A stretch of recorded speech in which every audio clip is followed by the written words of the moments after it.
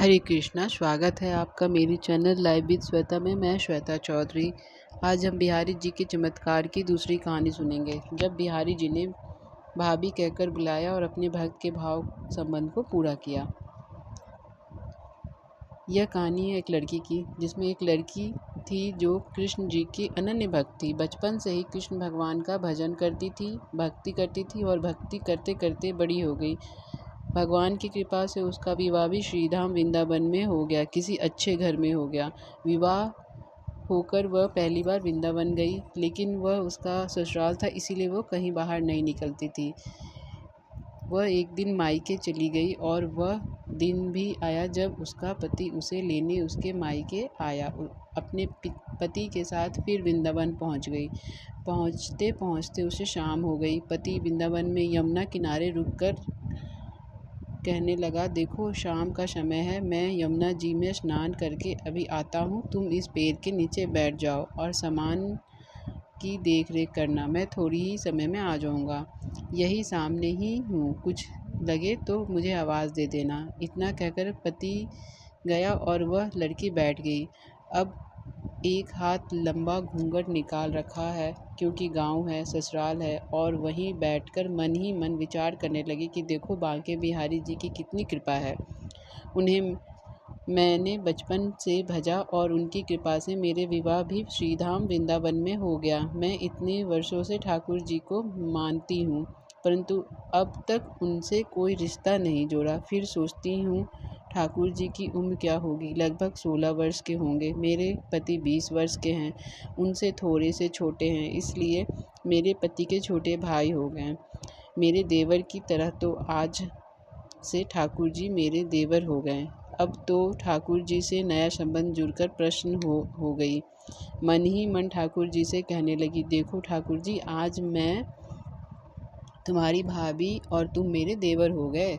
अब वह समय कब आएगा जब तुम मुझे भाभी भाभी कहकर पुकारोगे। इतना सोच रही थी, तभी एक 10 से 15 वर्ष का बालक आया और उसे बोला, भाभी भाभी। लड़की अचानक अपने भाव से बाहर आई और सोचने लगी कि वृंदावन में मैं तो नई हूँ, यहाँ भाभी कह कौन रहा है। नई थी इसलिए घूंघट उठाकर नहीं देखा कि गांव के किस बड़े बूढ़े ने देख लिया तो बड़ी बदनामी हो जाएगी। अब बालक बार बार कहता पर उत्तर नहीं देती हुए बालक पास आया और बोला, नेक अपना चेहरा तो दिखा दे। ये सुनकर वे और कसकर घूंघट पकड़कर बैठ गई। फिर उस बालक ने ज़बरदस्ती घूंघट उठाकर देख लिया। थोड़ी देर में उसकी पति आ गया। उसने सारी बात अपने पति से कही। पति ने कहा, तुमने मुझे आवाज़ क्यों नहीं दी।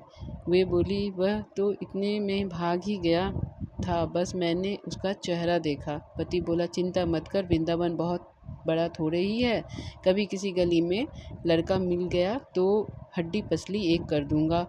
फिर कभी ऐसा नहीं कर सकेगा, तुम्हें नहीं कहीं देखा तो मुझे ज़रूर बताना।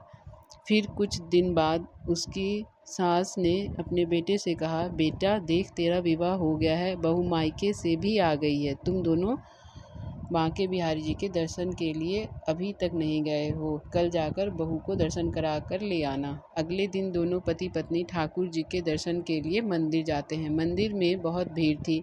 लड़का कहने लगा, तुम स्त्री के साथ आगे जाकर दर्शन करो, मैं अभी आता हूँ।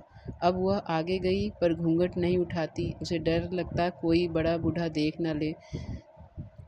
तो बस पति आया, बोला, बहुत देर हो गई है। पीछे से पति ने आकर कहा, अरे बावली, बिहारी जी सामने है, घूंघट काहे ना खोले, घूंघट खोल ले, दर्शन कैसे करेगी।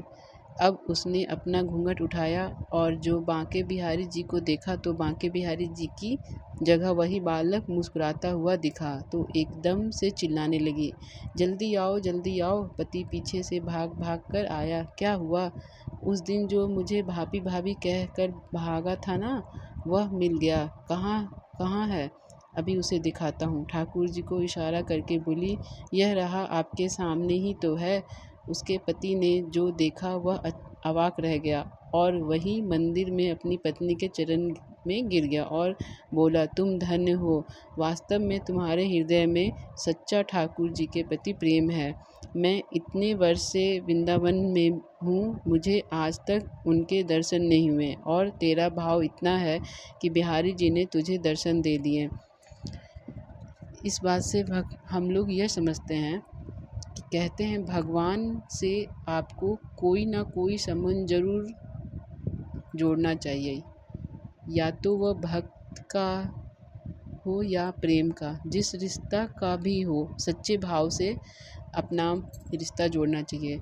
तो बिहारी जी ज़रूर दर्शन देने के लिए आते हैं उस भाव में।